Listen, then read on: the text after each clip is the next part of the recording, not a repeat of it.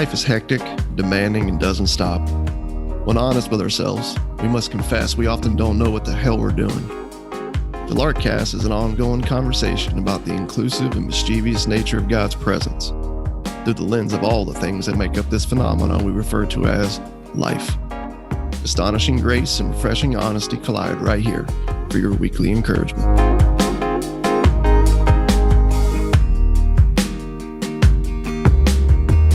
Recording in progress. Recording in progress.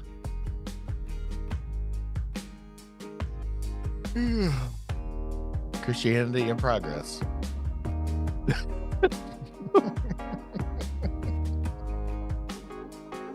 There it is. Welcome to the LARKCAST. Christianity is now in progress. Funny how those things can come out, man, in a moment of just laughing and talking. But there it is, right?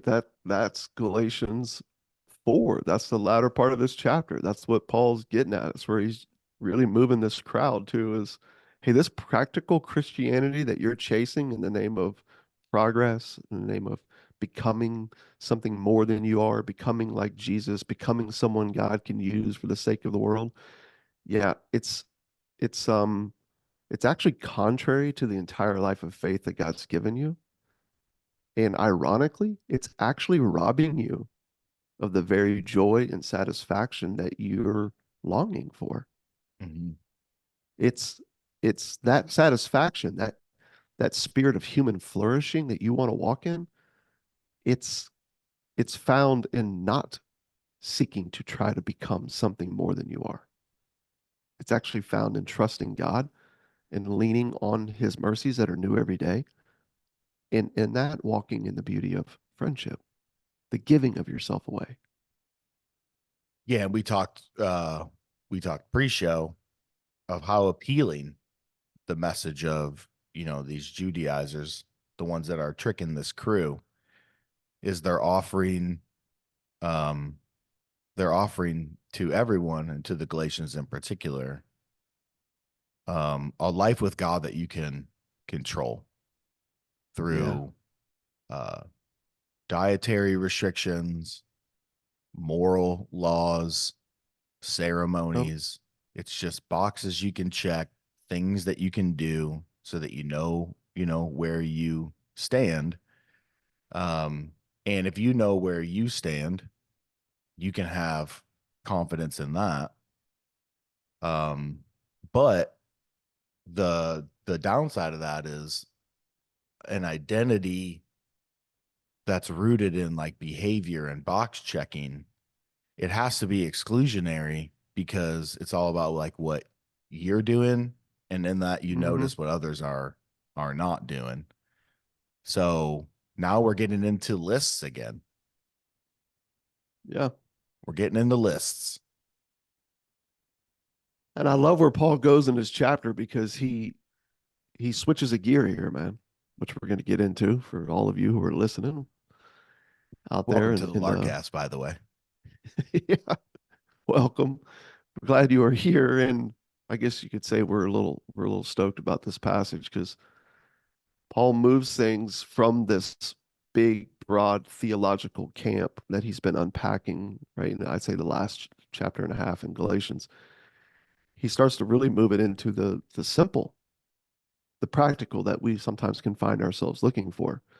It's just that practical, which I love what he does here, is it's far more simple than what you're thinking.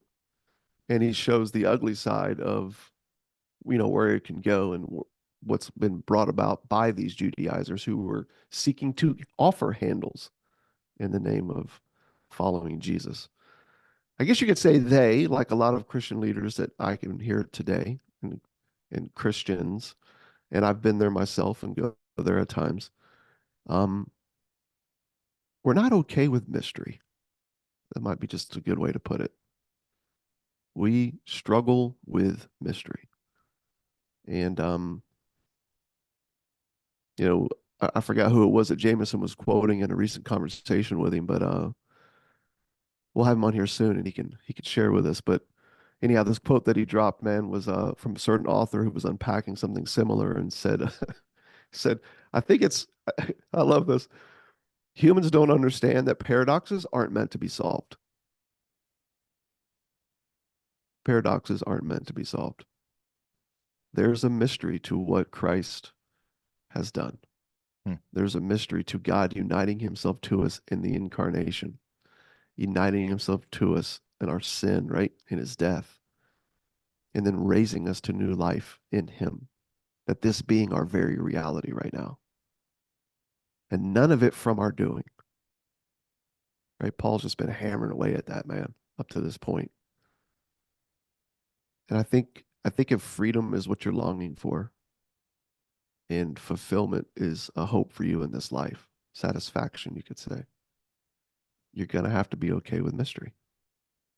Hmm. Yeah, Faith in the you're mystery. gonna have to do something, with the mystery, the frustration of it, especially for us, modern folks that like, our QuickBooks reconciled at the end of the year, all of our taxes handed in and everything in its neat and, orderly place. Because God is a God of order at the end of the day. He wants us, to Yes. have, these things lined up because we need to be different from the world, and there's a lot of ways that we can go pursue that through disciplines and rhythms and and those kinds of things. And it's like that's why I think what they're saying, That was is good. very Good dry plausible. sarcasm there. It's very plausible, and it appeals. It appeals Yeah. to something very core about us, but the thing that it appeals to is our core sin, which is Yeah. control. And so, Yep. yeah, a lot of what these, leaders or pastors or dude, like, let's take it out of the realm of Christianity. What fitness gurus and finance gurus and small business gurus and all these influencers are telling you. They're giving you a way in which you can control your life. And Yeah. it's no different than what's going on here in Galatia. So the at the core of sin is unbelief, wanting to go ahead and take control, grab onto life and your circumstances and control it as yours. So it's Yep. it's plausible what they're saying, especially for the Judaizers, because I'm sure they're like, they're dropping a lot of Bible verses, a lot of a lot of a lot of history, right? Mm-hmm. Um, and you could see how they would be, duped pretty easily, as I've been, duped, and I've done the duping. We've said that on this podcast. Oh But I yeah. like what Paul does here because he's kind of moving away just for a moment from the theological arguments, and he appeals to them as a friend, and he Yeah. reminds them of the time that they shared when he was with them. And Yep. we talked about this pre-show, but he kicks off and he says, "Brothers, I entreat you, become as I am, for I also have become as you are." I think he's saying, "Hey, listen, you know me, Yep. trust me, become as I am. Take my side on this thing, guys. Yep. See it how I'm seeing it. Remember this time that we had together. Remember the joy that you had when you ministered to me, cared for me in my Mm-hmm. ailments. I couldn't even move. I was weak. It was a long time before I even got my energy back. And you guys dropped everything that you were doing. You even treated me like I was an angel of God, like as if Christ himself was among you. You Yeah. treated me that way. And so he's appealing to them more this like friendship, shared experience kind of way. He's putting the theological arguments to the side a little bit. And he's more saying, like, guys, you know me. You know the moment we had. I love that.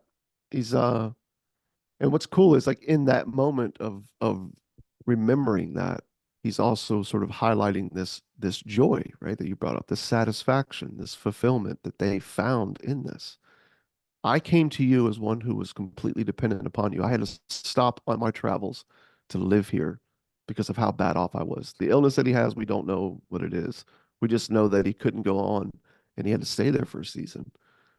And while they're in complete and utter dependency, there's a beautiful picture of faith, by the way, the life that Jesus has given us in this moment, where Paul is dependent on them, they're dependent on him. He's the only thing that he can offer is the good news of this freedom that we have already in Jesus. And they, in this moment, are free to just serve him in Jesus. Neither one of them are navel gazing. Neither one of them are, are, are searching for like what they need to be doing and boxes they need to be checking and rhythms they need to be doing, or whatever the case is, to become like Jesus. It's almost like that whole notion isn't even there. I'm right now just preaching this freedom to you in my ailment. And you right now are freely receiving this as you serve me in Jesus. And there's this beautiful picture of satisfaction in that. Mm-hmm. Do you remember that? Yeah. It's like, man, it's such a cool, like, I don't know. I can keep going, but I'll stop. But I do think that it's in appealing that you could see what he's trying to help them see, to remember, to know. But you also have this, you see him really like appealing to what they can kick up inside, what they're sort of encountering is like as they're reading this, and then helping them see like these guys that have come to you in the name of progress, they're actually taking you away from this joy. They're calling you into a life of following Jesus that doesn't look like this. And so therefore the freedom you're talking about is actually just slavery. It's not going anywhere. Yeah, because it never ends. When you take your, whether it be salvation or your formation, into your hands, there's Yeah. always a new set of things in the day that you get to do, or you have to do rather. And we've talked about this, in the past, in past podcasts. Whenever there's a string attached between what you're doing or what you're not doing to where you stand, like your position or your identity, um, in a relationship with God, whatever you Mm-hmm. do is not going to be marked by the freedom that's found in Jesus. It's going to be what you have to do to maintain your status as a citizen in the kingdom. So even the quote unquote service, or, dropping everything to like serve Paul, and nurse him back to health, or being a friend, or, opening up your Bible or praying or whatever, all that is just duty and something you need to do so that in the end you'll be safe and you'll be okay. It's contrary to Right. love, and it's contrary to its finish, and it's contrary to a life of faith. All it is just pursuing progress and maintaining your status. So Yeah, on the outside, it self-dependent, might look like serving somebody, but really you're serving yourself. And I which think is that what he there's a says beauty. about them. Yeah, there's a beauty to the way, God has cooked the Christian life, because it really truly does free you up to care for Yeah. someone else, instead of this, like, kind of workaround way where you're caring for others, but really you are focused on you. Kind of funny how that works, right? He tells them in verse 17 that these guys have gone to great lengths. They flattered you. Peterson talks about it like this, similar to the way that the experience that you encounter when you go into a car dealership. Yeah, right. Oh, But dude, then what happens it's when you show up? donuts and coffee and hospitality, Yeah. and then your When you freaking, show up, check engine light comes on. yeah. You walk in and they're like, "Oh yeah, your spot's at the back of the building where it's cold and dark and you stand in line and they don't even care who you Some are." dude named Larry who's been there for 40 years with a gravelly voice. Yep. It's like, It's just making fun of you as you try to explain what's happening to your car as if you should know. But I love it because he says, in verse 17, Paul says, they want to shut you out of the free world of God's grace so that you will always depend on them. hmm, It's like, ooh, like ultimately what he's showing us is that hey, these people that have come to you, yeah, they're just as desperate for this self-dependent religion, this sense of control. They're just as dependent on that as everybody else. mhm. And so Paul's sort of painting this picture of ultimately you just become a slave to their ego project. There That is one stings, something, bro. there is something to mine here about um, leaders, especially Christian leaders, for Yep. sure. The power that comes from position, the flattery that comes from providing all the religious goods and services that you need to keep checking your boxes and to stay inside God's good graces. Yep. Things like, really moving and emotional worship sets, powerful and insightful expository preaching, all the programs that you would need to ensure that your loved ones, and your kids, end up saying yes to Jesus, in the end. Yep. And yeah, there is that you're right. That same dependence we seek, you know, leaders are doing the same thing. They can, not Yeah. all, but Well, they what Paul's showing here is that they, like we can do today, or like any ad really does today, it appeals to the sense of freedom. It's a false freedom, but it's kind of the carrot that's dangled, the lure that's used. And with these guys, circumcision, you know what I mean, as we know, is a code word for all the forms of the law. That's what they're bringing. They're saying you need a physical, you know what I mean, scar. You need things that really differentiate you from others, a way to define yourself. It becomes Mhm, self-dependent. And so the mystery of faith is lost. mhm, The mystery of faith and the way of love, sacrificial love, especially the kind that you don't post about. You know what I'm talking? But actual, like just sacrificial love, man, that you just start walking in. Those that the mystery of faith, that sacrificial love, they're pushed to the background in the name of, you know, manifestos, man, rhythms, disciplines, the boxes, all the things, right, that allow us to gain this sense of control. And what he's saying is you ultimately become a slave, not just to the project of you, but ultimately you've even become a slave to their ego, the people who are peddling this. And so this whole life of you with Jesus, this adventure of faith, dude, it's lost.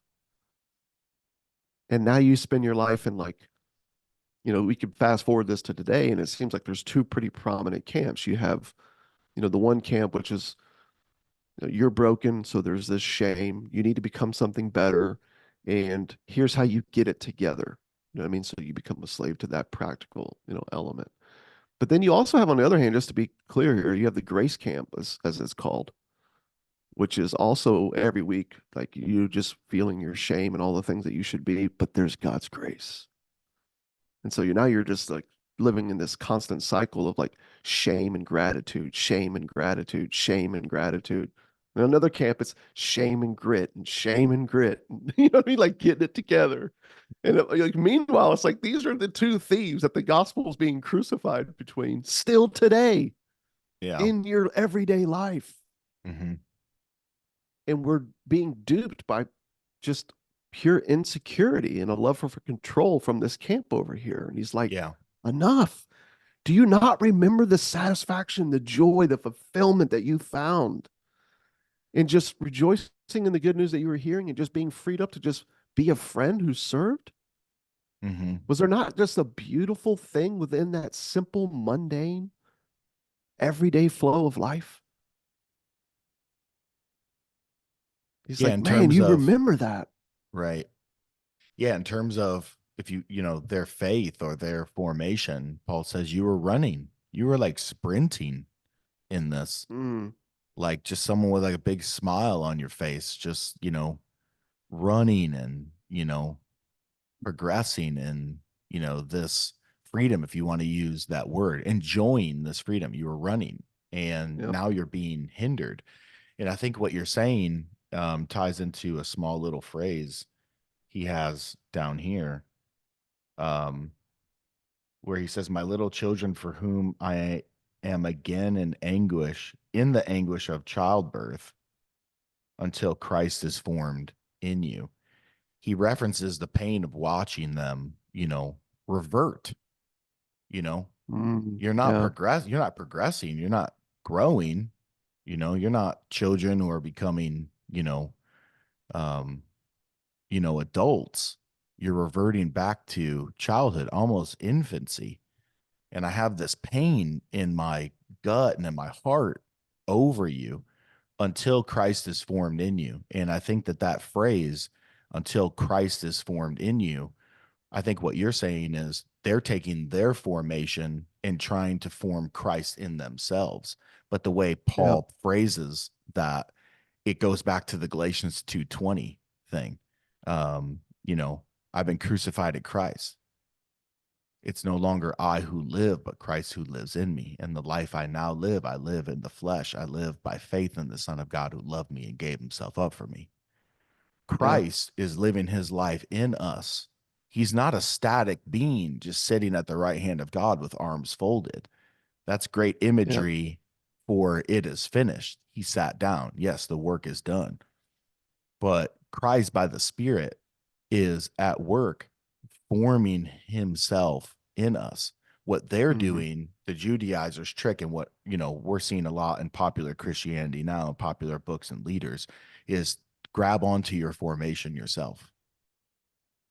Yeah. Form Christ in you, and you can Yeah. do it in these ways. Which is contrary to all that Jesus has done and declared and what Paul is driving home here. Yeah. If you grab onto what you just said, form Christ in you through the, fill in the blank, you're now a slave. You're a slave to that. And you will inevitably enslave other people to that as well. You'll turn everything and everyone into a means of how you become this thing that you have in mind, how you form Christ in you. And it's really odd because sometimes it's all those things are done in the name of like what we see Jesus doing. And I'm like, so Jesus went away in solitude a couple times. Why? Think about when you press into that. Why did he do this? Because he needed to, because of what he was facing, what he was stressing about. So did he go and do that so that he would become holy? Did he lay out a plan for how to serve or how to get away and pray? Were these things that Jesus did? Because he's like, yeah, man, this is gonna form me into something better than what I am right now. Or did he just live in a life of complete and utter dependency on the Father, a life of faith? This life that he's actually given us. Mm-hmm. Or was that his story? And in that life of faith, in that dependency, able to freely talk to the Father when he needed to, step away from the scene when you need to. You know what I'm saying? Yeah. Help a brother out over here just because he's in need. And The and because I'm nature, not, it's just so simple. the status of his relationship with the Father was never something that needed to be maintained. Yes. It Or was never perfected. a thing that, sat all precarious on, the tightrope of performance, Yep. and watch your every step. In fact, it was the freedom. It was the wholehearted endorsement of the Father at his baptism. This is my son. This is my beloved son with whom I'm well pleased, long before he ever did a miracle or preached at all or gathered any disciples or, whatever. And it's that freedom that allows you to run unhindered, Yeah. in these things. But you can't control that. No. And that's No. and No. that's why the life of faith is frustrating. That's why mystery is frustrating, because there's something core in us that's not going away. You might be able to manage, manipulate, change a variety of little quote unquote lowercase s sins in your life, but you are never, ever going to get away from the capital S sin in your heart, which is your thirst, your undying thirst to take things into your own hands and control everything. Yeah. Which is why at the end of chapter 4, Paul appeals then, coming out of this experience, he appeals to them and says, with the story of Abraham. Look at Abraham. What took place here? He's old. He's well beyond childbearing days, right? And so Abraham decides, you know what? In a moment of unbelief, he does exactly, Tony, what you just unpacked. He grabs a hold of the reins. So he thinks. And he tries to have a hand in this. He's not cool with God's timing. He's not cool with the mystery. He's not cool with, even though it's beautiful, frustrating elements of a life of faith. And so he decides, I'll take this into my hands and I'll make something happen here. And so he winds up doing something that's not good with his slave. Yeah, take her. Tries to Force move her to this have sex and have a child. There's tries a to word move for this that. progress around. Move this progress forward. Let's get this going. Yeah, and you wind up with Ishmael, the son of the flesh. And there's a lot of destruction, a lot of heartache, man, that came in and through that line of Ishmael for the people of God. But then you find Isaac, God actually doing what he said he would do. Not Abraham doing it, but God himself doing it. Kind of like a story like another guy named Jesus, who came and fully accomplished all that was needed. The one who is our very union with God right now, with no us having a hand in this deal at all. And so I love how Abraham moves them to this picture of like, here's a picture of freedom and here's a picture of slavery. There's a lot of hurt that's been caused in the name of slavery. And I get why it's appealing. I get why what these guys are saying to you is so appealing. Just as it was appealing to Abraham to move this thing along. Yep. But God didn't invite you to move anything along. In fact, you're trying to move it along. You're trying to perfect the you. Yeah, it's actually what's destroying you.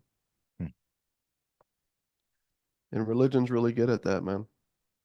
Yeah, and it's Delusional.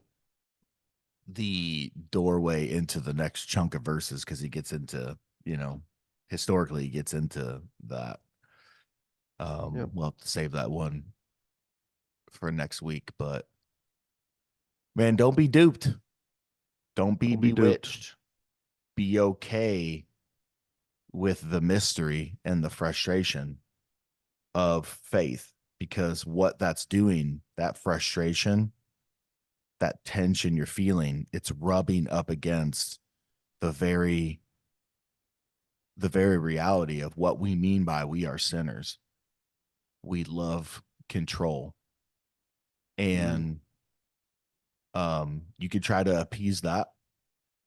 You can try to assuage that, get rid of that frustration, but you're going to end up being on the receiving end of a letter from Paul with a lot of airtight theological arguments, and the pain in his heart from an apostle of watching you not progress but digress back into infancy when it comes to a life of faith. Great way to put it. It's a good note to end on. It is. You're free to just trust him and not digress to any form of religion that takes you beyond the simple invitation to just trust Jesus in whatever you're going through. And there, learn to live free. To that, cheers.